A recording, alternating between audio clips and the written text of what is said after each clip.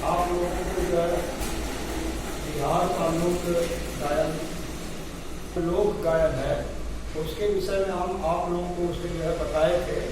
अब जो है आज दूसरा जो चैप्टर है उसको हम बता रहे हैं बिहार की संगीत साधना। आज आपका बिहार की जो है बिहार की संगीत साधना यही हम जो है आप लोगों को बता रहे हैं। बिहार की संगीत साधना। अब देखिए यहाँ जो है संगीत का प्रारंभ हम अब देखिए बिहार की संगीत साधना का जो है मैं जिक्र कर रहा था, आप समझें। संगीत का प्रारंभ हमारे वैदिक काल से ही हो गया है।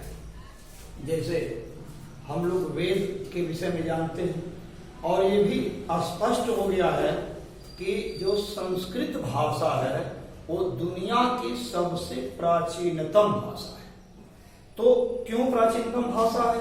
क्योंकि दुनिया में सबसे पहले यदि कोई रचना हुई तो उसका नाम वेद है और वेद की जो भाषा है वो संस्कृत थी। तो इससे क्लियर हो गया है, स्पष्ट हो गया है।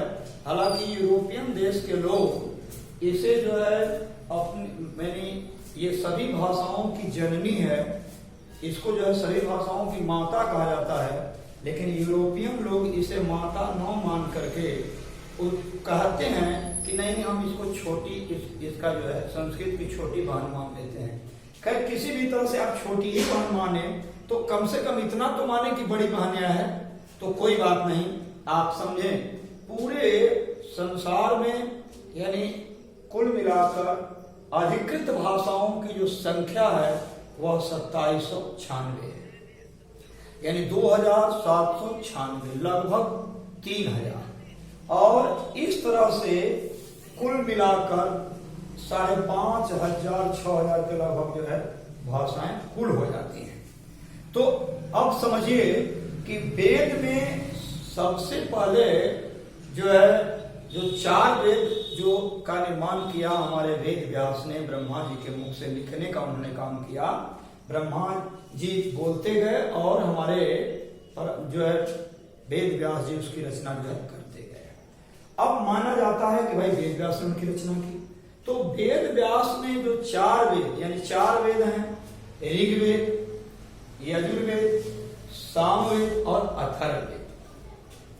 तो जो सामवेद है वह वेदों का राजा कहलाता है। सामवेद सामवेद को जो है इसको जो है वेदों का राजा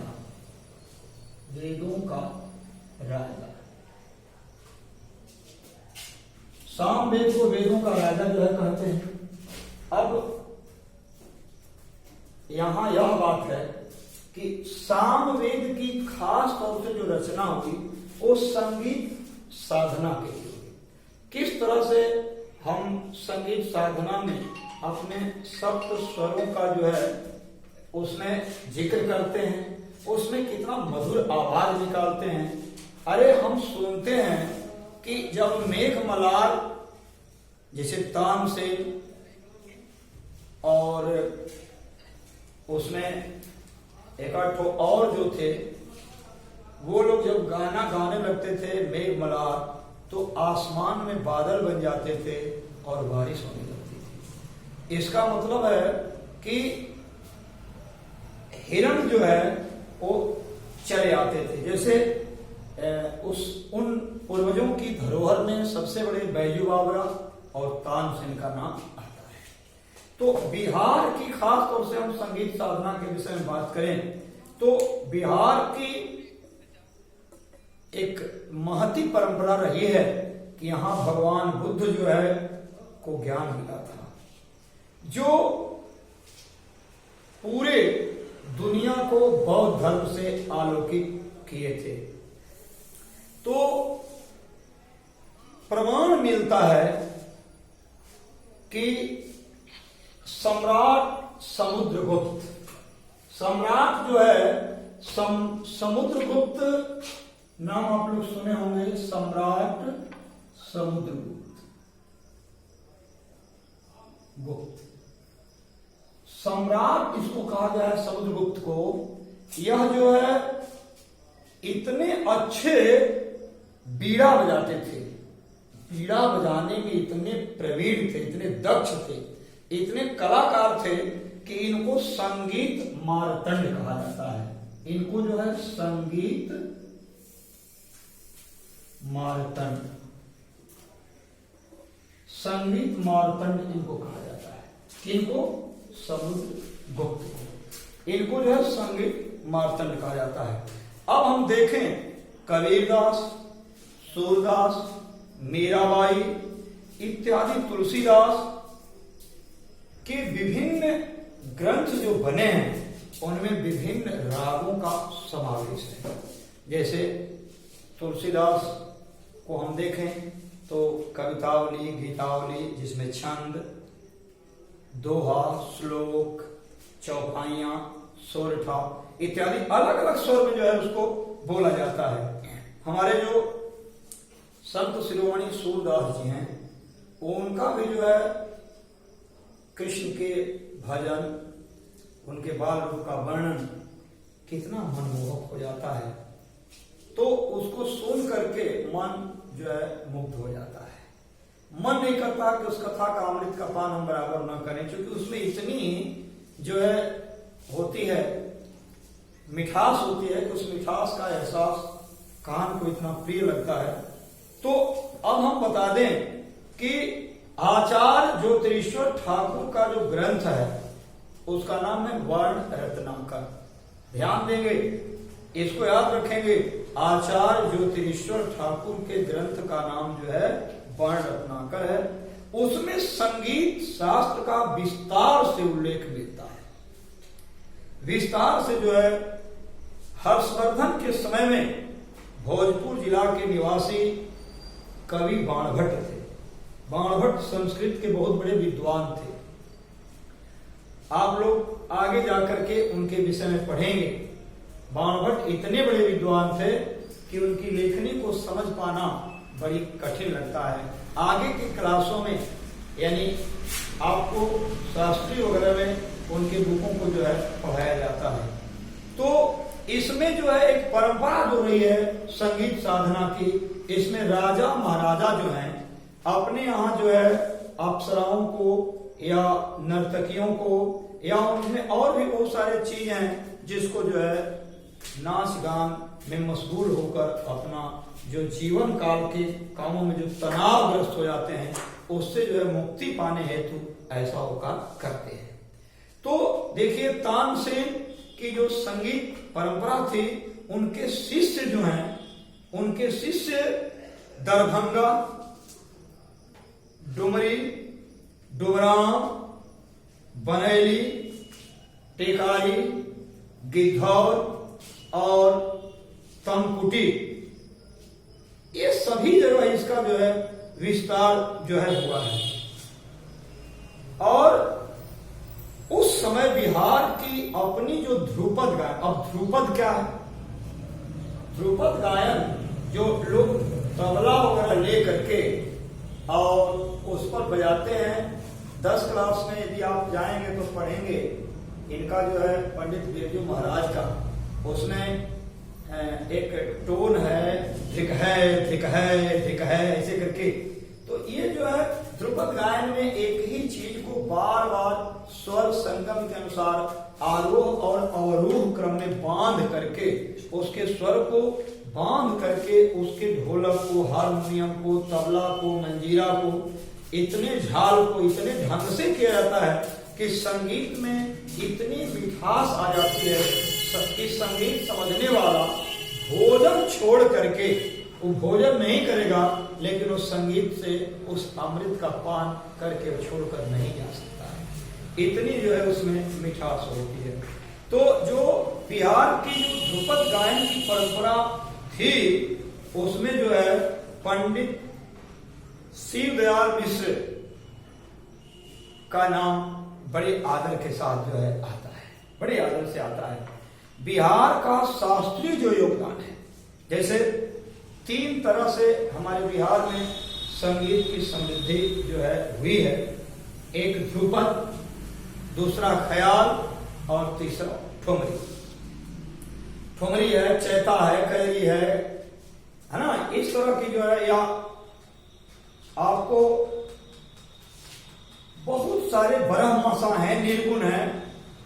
ये सभी गायन जब होने लगते हैं तो उस समय मन नहीं करता, क्योंकि कि ये क्या है। इसका एक छोटा सा देखिए उदाहरण है, उसमें आप लोग सुने होंगे कि बैठल रोवेली गुजरिया हो, चुनरिया में दाग लग गई। यानी यहाँ जो है, यह कोई औरत नहीं, ये कोई पुरुष भी कह सकता है, क्योंकि परम पिता परमेश्वर के सामने हम एक छोटे रूप में हैं, कनिष्ठ रूप में हैं, इसलिए हम उनके सामने अपने आप को स्त्रीलिंग मान लेते हैं और अपने भगवान को हम पुल्लिंग मान लेते हैं। तो उसमें जो है ध्रुपद, ख्याल और ठुमरी, ये तीन चीजें जो हैं सबसे अधिक जो है मानी जाती हैं। ध्रुपद में जितने भी आचार्य हुए, उनमें जो है बहुत सारे राजा अपने राज दरबार में बड़े बड़े बढ़िया बढ़िया सुंदर गवैया को, कवियों को अपने यहाँ आश्रय देते थे। उसमें जो है बेतिया घराना के ध्रुपद गायक में कुंज बिहारी मलिक, श्यामा मलिक और उमाचरण मलिक, गोरख मिश्र, महंत मिश्र, बच्चा मलिक, शंकरलाल मिश्र और काले खां प्रसिद्ध हैं। तो आप लोगों को याद होगा, लेकिन इतिहास में पढ़े होंगे कि 1936 ईस्वी में मुजफ्फरपुर में जो अखिल भारतीय संगीत जो समारोह हुआ था पूरे, उसमें कुंज बिहारी मिश्र के जो ध्रुपद गायन की जो है इतनी सराहना हुई थी कि जो है लोग उनकी प्रशंसा करते हुए नहीं थकते थे। उसमें जो है बेतिया के राजा आनंद किशोर, नवल किशोर और राजेंद्र किशोर ध्रुपदियों के आश्रयदाता होने के साथ ही स्वयं भी ये लोग उच्च कोटि के ध्रुपद गायक थे। तो इस तरह से अगर हम ध्रुपद गायन की परंपरा का प्रारंभ समझें तो अंतरराष्ट्रीय जो ख्याति प्राप्त हुई वह जो है दरभंगा से हुई है। उस घराने में पंडित रामचतुर मलिक का बहुत ही जो है, इनको ध्रुपद का ध्रुव कहा जाता है। किनको कहा जाता है ध्रुपद का ध्रुव? पंडित रामचतुर मलिक। एक नंबर का प्रश्न आता है कि ध्रुपद का ध्रुव किसे कहा जाता है? तो आपका उत्तर होगा पंडित रामचतुर मलिक। तो प्रसिद्ध संगीत आलोचक श्री गजेंद्र नारायण सिंह का मत है कि वर्तमान ध्रुपद गायकों में उनका जो स्थान है राम चतुर मलिक जी का, वो सर्वश्रेष्ठ है। तो इस तरह से बहुत सारी जो है चीजें आपको मिलेंगी। जैसे हमारे एक विश्व स्तरीय कलाकार हुए हैं, डुमरांव से संबंध रखते हैं हमारे शहनाई वादक उस्ताद बिस्मिल्लाह खान साहब, जो सबसे बड़े, जिनको जो है भारत रत्न से जो है नवाजा गया है, भारत रत्न से उनको जो है सम्मानित किया गया है।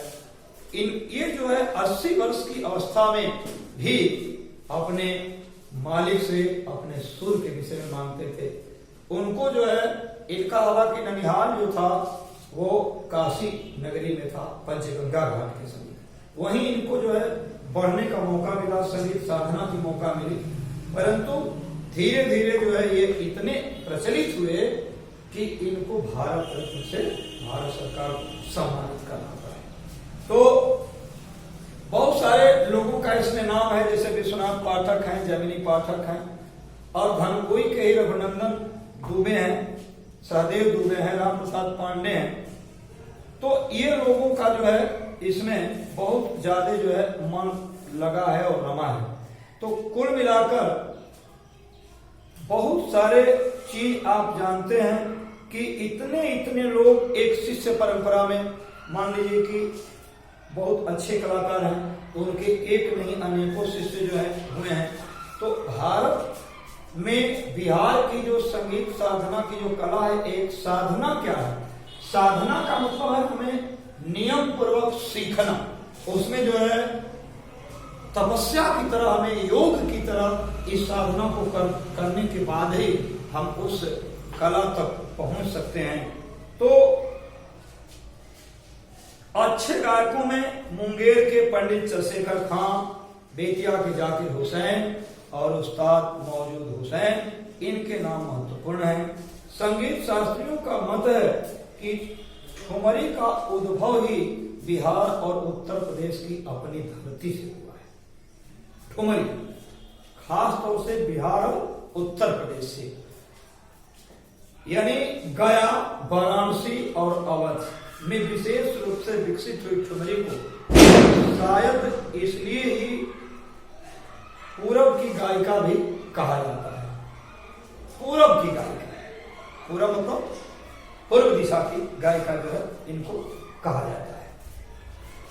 ठुमरी में अनेक आचार्य हैं। तो कल जो है हम इसके आगे बढ़ेंगे और धन्यवाद।